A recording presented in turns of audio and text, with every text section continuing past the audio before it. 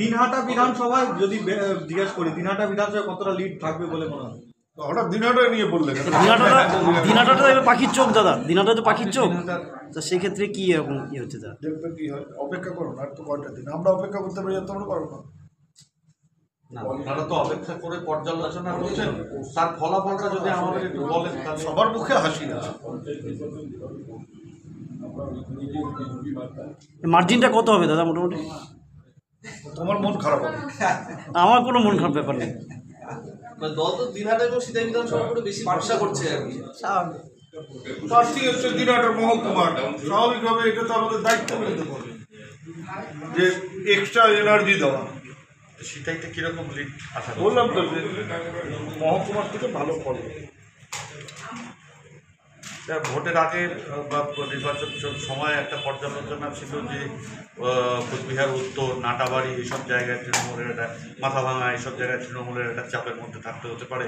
BJP বারবার দাবি করেছে চাপের মধ্যে, তো সব জায়গায় দিনহাটা আসিতে কি আমরা চাপের মধ্যে ছিলাম না? সব জায়গায় চাপের নির্বাচন করবো অর্থাৎ আর চাপ অনুভব করবো না, সেটা কখনো হতে পারে না। সে যদি আমি যখন 1,64,000 ভোটে জিতেছিলাম তখনও একটা চাপ ছিল। এবার হচ্ছে আমাদের প্রার্থীকে জেতানোর যে চাপ, সেটা আমরা সবাই মিলে উপভোগ করেছি।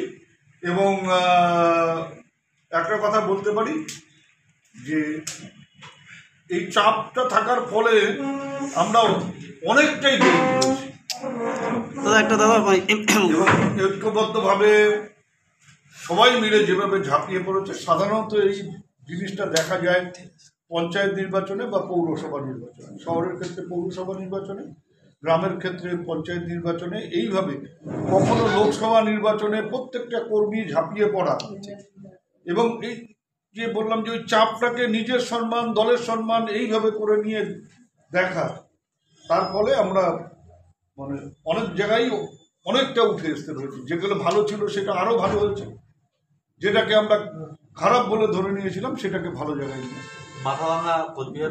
আমি আবারও বলছি তো, আমি আলাদা করে কোনো নাম বলছি না। যেগুলো খারাপ ছিল সেই জায়গাগুলোকে আমরা ভালো করতে পেরেছি, ভালো জায়গাগুলোকে আরও ভালো করতে পেরেছি। দেখা গেছে কোচবিহার লোকসভা কেন্দ্রে 7টা বিধানসভার মধ্যে বাকি 6টাতে 85%, 86% ভোট পড়লেও আপনার দিনহাটা বিধানসভাতে 77% ভোট পড়েছে।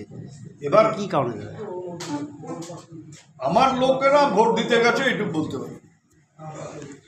মানে তৃণমূলের লোকেরা কেউ বাড়ি বসেছিল না, বা একেবারে যাদের কোনো সমস্যা ছিল না তারা সবাই ভোট দিতে গেছে, এইটুকু বলতে পারি। পরে কী পার্সেন্টেজ হবে সে তো সবার দায়িত্ব আমরা নিতে পারি না, কিন্তু আমরা বলতে পারি যে আমাদের ভোটারদের আমরা বাড়ির থেকে বের করে নিয়ে এসে ভোট।